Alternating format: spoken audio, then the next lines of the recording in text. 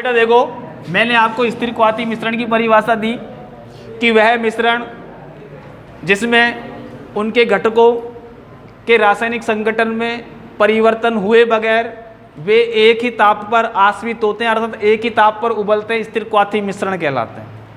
स्थिर क्वाथी मिश्रण दो प्रकार के होते हैं। पहला है आप लोगों का उच्च वाष्पदाबी निम्न क्वथनांकी, और दूसरा है निम्न वाष्पदाबी उच्च क्वथनांकी। तो पहले वाले की अपन थोड़ी सी बात कर लेते हैं, इससे पहले ही मैंने आपको बताया वैसे, और वो है बेटा उच्च वाष्पदाबी और निम्न क्वथनांकी। पहला कौन सा है? उच्च वाष्पदाबी निम्न क्वथनांक की। अब यहां पर उच्च तो वाष्पदाब होने वाला है मिलाने पर, और ये क्वथनांक इनका कम हो। जैसे एग्जाम्पल के रूप में, जैसे H2O प्लस एथिल एल्कोहल, दोनों को आप लोग निश्चित अनुपात कहने में 4.5% लिखूंगा इसको मैं, और यहाँ पर ये 95.5% होगा। इन दोनों को मिला होगा। फिर यहाँ पर इनके क्वथनांक लिख रहा हूँ तो अपन जानते हैं इसका क्वथनांक होता है बेटा 373 केल्विन जल का, और एथिल अल्कोहल का क्वथनांक होता है 351.3 केल्विन। जब इन दोनों को मिलाओगे तो इनके संगठन में परिवर्तन हुए बगैर ये जो है 351.1 केल्विन 351.1 केल्विन ताप पर क्या बेटा उबलते हैं। तो कहने का मतलब उच्च वाष्पदाबी निम्न क्वथनांकी कैसे हुआ? अरे इसका क्वथनांक 373, इसका क्वथनांक 351.3 केल्विन। जब इन दोनों को मिलाया निश्चित संगठन में, और इस संगठन में कोई परिवर्तन नहीं होना चाहिए, और नहीं होगा तो इस कंडीशन पे ये दोनों के दोनों एक ही ताप पर उबलेंगे, और वो कहलाएगा आपका 351.1 केल्विन। तो इसको बोलोगे उच्च वाष्पदाबी और निम्न क्वथनांकी। ठीक है। दूसरा जो प्रकार है, ये वाला ऐसा आंकड़ा तैयार कर लेना, मिलाओगे परसेंट मात्रा होगी, इन दोनों का क्वथनांक लिखोगे, ये दोनों एक ही ताप पर। तो ये है आपका स्थिर क्वाथी मिश्रण। क्या है ये?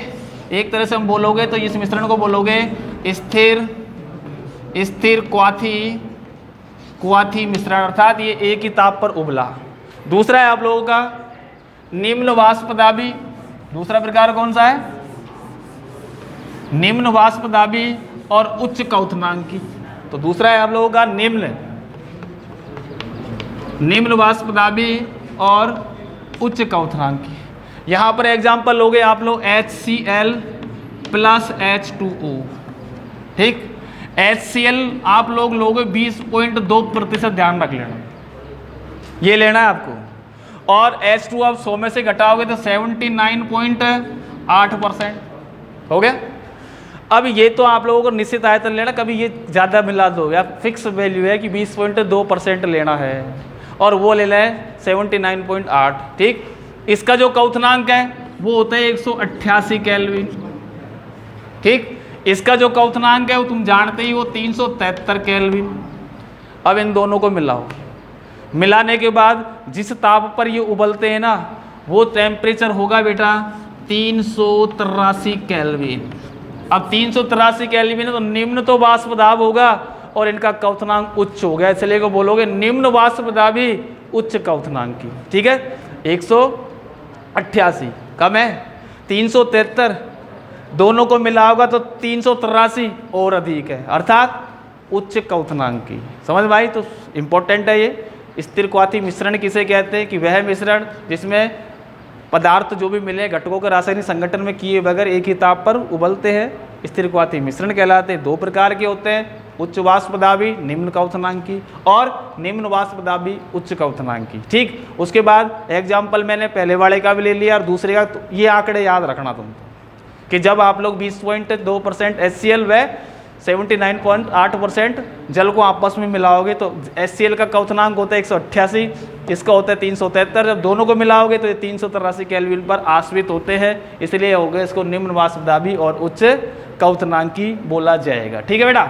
तो ये बेटा टॉपिक आपका आदर्श अनादर्श विलयन के प्रकार, स्थिर क्वाथी मिश्रण और स्थिर क्वाथी मिश्रण के प्रकार, ये आप लोगों का टॉपिक आपका खत्म हुआ। एक नेक्स्ट पॉइंट डालेंगे इसके अंदर, और वो टॉपिक होगा बेटा अणुसंख्य गुणधर्म। कौन सा? कोलिगेटिव प्रॉपर्टी,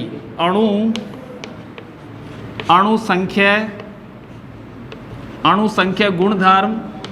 और ये टॉपिक आपका समझ लो इस चैप्टर के अंदर जो अणुसंख्य गुणधर्म है, जिसको बोलोगे कोलिगेटिव प्रॉपर्टीज, कोलिगेटिव प्रॉपर्टीज।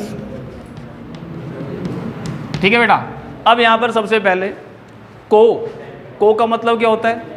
सह, मतलब एक साथ। भाई को एजुकेशन का मतलब क्या होता है भाई? साथ साथ, मतलब जहाँ गर्ल्स और बॉयज दोनों साथ में पढ़ते हैं तो को एजुकेशन बोलते हैं। तो को का मतलब साथ साथ, और गेटिव जो शब्द है जिसका मतलब लिगेर का मतलब होता है बंधित, अर्थात एक साथ बंधित। एक साथ बंधित जो पदार्थ होते हैं उनको कोलिगेटिव बोला जाता है। अर्थात किसी भी विलयन के वे गुणधर्म जो उसमें उपस्थित मोलों की संख्या या फिर कणों की संख्या पर निर्भर करते हैं, अणुसंख्य गुणधर्म कहलाते हैं। ठीक है। किसी भी विलयन के वे गुणधर्म जो विलेय पदार्थ ही तो घुलेगा उसके अंदर, विलेय पदार्थ के मोलों की संख्या या कणों की संख्या पर निर्भर करते हैं, क्या कहलाते हैं? कोलिगेटिव प्रॉपर्टीज, अर्थात अणुसंख्य गुणधर्म कहलाते हैं। सबसे पहली बात परिभाषा लिखेंगे अपन, विलयन के वे गुणधर्म, विलयन के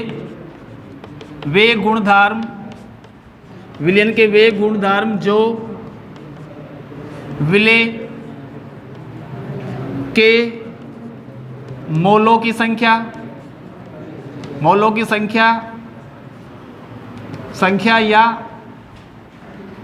या कणों की संख्या पर निर्भर करते हैं, अणुसंख्य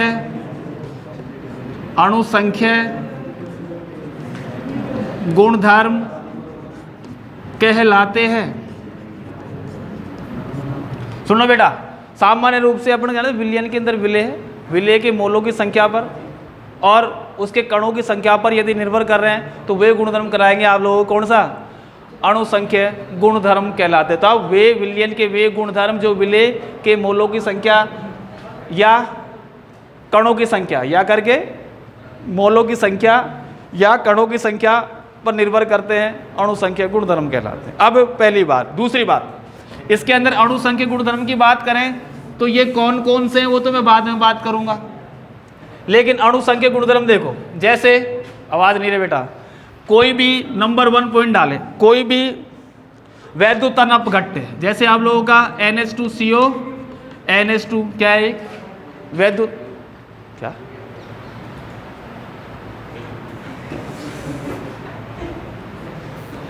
हाँ बेटा देख, अणुसंख्य गुणधर्म की परिभाषा हो ही गई। यहाँ पर एक कोलिगेटिव शब्द ग्रीक भाषा से लिया गया है जिसका अर्थ होता है सह आबंधित। क्या अर्थ होता है? हिंदी का अर्थ, हिंदी में अर्थ होता है इस कोलिगेटिव का मतलब होता है सह का मतलब साथ साथ, बंधित बोल सकते हो या आबंधित बोल सकते हो, एक ही बात है भाई। आबंध बोले या बंद बोले एक है ना, बॉन्डी होता है। अब ये कंडीशन अलग, फिर उसके बाद कुछ कंडीशन भी बता रहा हूँ, जैसे कुछ वैद्युत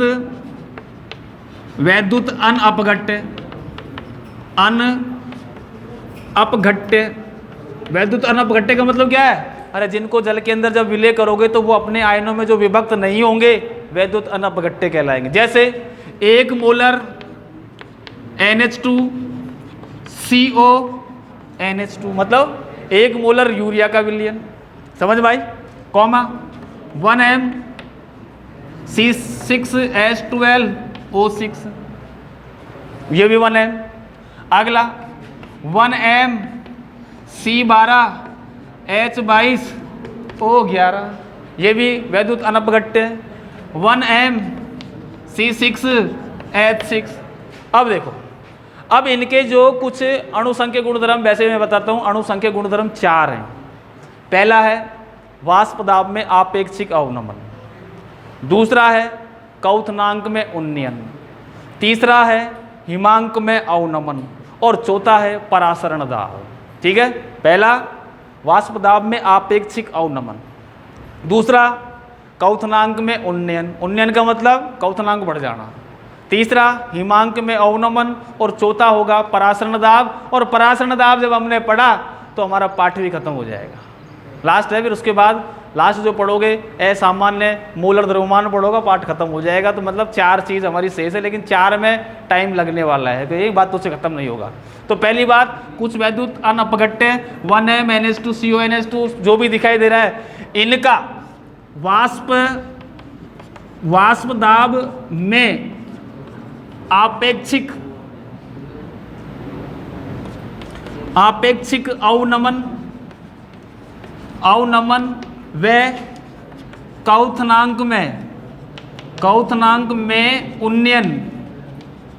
उन्नयन का मान समान होगा। अब सुन लो बेटा एक बात और, आप लोग कुल्फी खाते हो, कुल्फी तो खाइए, आइसक्रीम वाला देखो होगा, वो बड़ी बनाई आइसक्रीम नहीं, जो घंटी बजाता है दूध वाली आइसक्रीम बेचता है मार्केट के अंदर, ठीक, वो उसके ठेले के अंदर जो बॉक्स है उसके अंदर बर्फ रखता है और बर्फ में वो NaCl डालता है, नमक डालता है।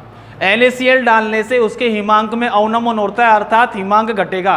कहने का मतलब समझो कि यदि अपन एक उसमें बॉक्स में बर्फ भरला और ऊपर से कुल्फी वाले खांचे जमा देना, देखो खांचे जमाने पर क्या कुल्फी जम जाएगी? नहीं जमेगी, कोई मतलब ही नहीं, साल 2 साल में भी ना जमनी हम।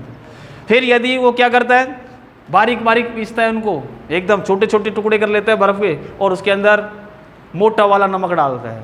जब मोटा वाला अर्थात कोई वैद्युत अपघट्य इसमें डाला तो उसके हिमांक में वाष्प दाब में कमी आ गई, और वाष्प दाब में जब कमी आ गई तो हिमांक में भी कमी आती है। ध्यान रख लेना कि नमक डाले बगैर वो चीज़ नहीं जम सकती, क्योंकि उसके अंदर आपको एक अवाष्पशील घटक मिलाना पड़ेगा। इसी प्रकार घर में यदि अपन खाना बना रहे हैं और अपन शुरू में मसाले में नमक डालना भूल गए, तो बेटा जो सब्जी बन रही है ना, जो 10 मिनट में बनती है वो 12 या 15 मिनट में बनेगी। समझ में आई? कहने का मतलब जैसे ही आप लोगों ने नमक डाला तो क्वथनांक में उन्नयन होगा। जब क्वथनांक में उन्नयन होगा तो जो चीज़ 100 डिग्री सेल्सियस में उबलेगी, अर्थात अपन अरे सब्जी बना रहे तो पानी तो डालेंगे, जब पानी डालेंगे तो वो तो 100 डिग्री पे उबलेगी 373 पे। यदि अपन ने नमक डाल दिया तो वही जो पानी है ना वो लगभग 110 या 115 सेल्सियस पर उबलेगा। अरे जब इतने पर उबलेगा तो सब्जी उस 110 में जल्दी पकेगी या 100 पे जल्दी पकेगी? बात यही है। कहने का मतलब वहाँ पर यदि वैद्युत अनपघट्य डाला तो क्वथनांक में उन्नयन होगा, और चीज़ में डाला हिमांक में अवनमन होने वाला है। समझ में आ रही बात? तो बेटा पहली बात है, कुछ वैद्युत अनपघट्य ये वाला लो तो वाष्प दाब में आपेक्षिक अवनमन और क्वथनांक में उन्नयन हमेशा बराबर रहेगा, कोई दिक्कत नहीं है जितना भी होना है। दूसरी बात, कुछ यदि आप लोग वैद्युत अपघट्य ले लें, कुछ वैद्युत अपघट्य का मतलब जो विलयन के अंदर अपने आयनों में विभक्त हो जाते हैं, जैसे 1M NaCl का विलयन, 1M CaCl2 का विलयन, 1M AlCl3 का विलयन, ये ले रहे हो। और आप लोगों से पूछा जाए कि इनमें से क्वथनांक में उन्नयन या वाष्प दाब में आपेक्षिक अवनमन सबसे अधिक किसका होगा? तो कणों की संख्या जिसके अंदर अधिक होगी ना वो। यहाँ इसको तोड़ोगे तो ये Na प्लस Cl माइनस में टूटेगा। कण कितने आए इसके अंदर? 2। इसको तोड़ोगे तो Ca प्लस 2 Cl माइनस में टूटे कण कितने आए बेटा? 3। इसको तोड़ोगे तो ये बेटा Al प्लस 3 Cl माइनस में टूटा कण कितना आए बेटा? 4। अब इनका क्वथनांक में उन्नयन की बात करो तो सबसे अधिक क्वथनांक में उन्नयन 1M AlCl3 का होगा। ऐसे सवाल होंगे जब आप लोग NCERT बुक से थोड़ा सा पाला पढ़ोगे ना, उसके अंदर पूरे सवाल दी, हिमांक में अवनमन का क्रम लिखो, घटता लिखो, बढ़ता लिखो। तो ये मैं तुम्हारी नॉलेज के लिए बता रहा हूँ, अपनी किताब के अंदर ऐसे कोई प्रश्न नहीं है, ऐसी कोई चीज़ नहीं है कि यहाँ पर वैद्युत अनपघट्य ये मिलाओ तो क्या होने वाला है, ऐसा कुछ भी नहीं है। तो इस चीज़ ध्यान रखना, एक वैद्युत अनपघट्य की और एक अपघट्य की तो कणों की संख्या पर डिपेंड करने वाला है। तो इसको बोलोगे आप लोग अणुसंख्या गुणधर्म। अब अणुसंख्या गुणधर्म कितने प्रकार के होते हैं वो मैं इनमें 3-4 नाम लिखता हूँ, कौन कौन से हैं वो देख लो। अणुसंख्या गुणधर्मों के प्रकार, नंबर 1 पहला है वाष्प दाब में आपेक्षिक अवनमन। अवनमन का मतलब कमी। नंबर 2 क्वथनांक में ओनियन, उन्नयन का मतलब क्वथनांक बढ़ जाना, उन्नयन का मतलब वृद्धि, अवनमन का मतलब कमी। नंबर 3, हिमांक में अवनमन। और नंबर 4, परासरण दाब। नंबर 4 क्या?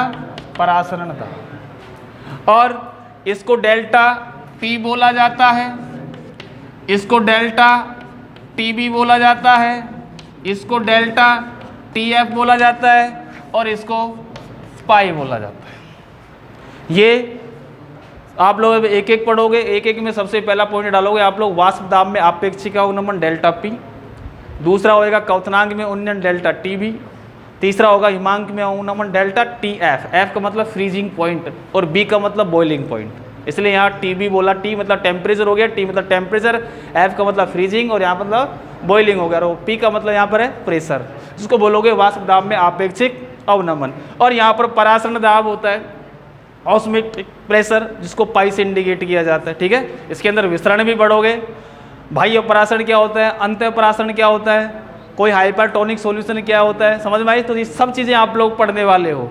तो बेटा अगला पहला पॉइंट आप लोग क्या डालोगे इसके अंदर, वाष्प दाब में आपेक्षिक अवनमन डेल्टा पी।